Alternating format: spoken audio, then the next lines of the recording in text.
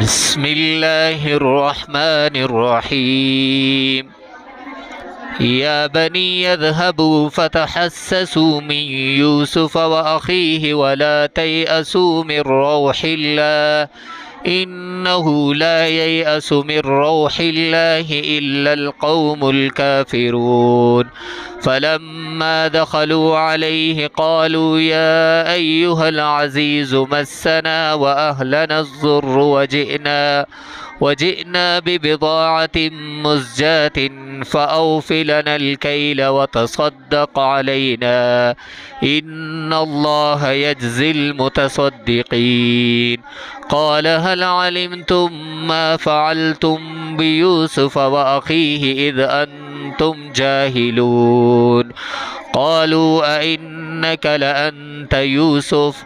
قال أنا يوسف وهذا أخي قد من الله علينا إنه من يتق ويصبر فإن الله لا يضيع أجر المحسنين.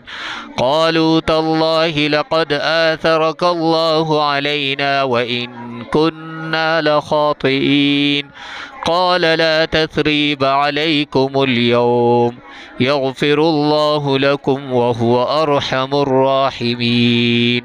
اذهبوا بقميصي هذا فألقوه على وجه أبي يأت بصيرا وأتوني بأهلكم أجمعين. ولما فصلت العير قال أبوهم إني لأجد ريح يوسف لولا أن تفندون.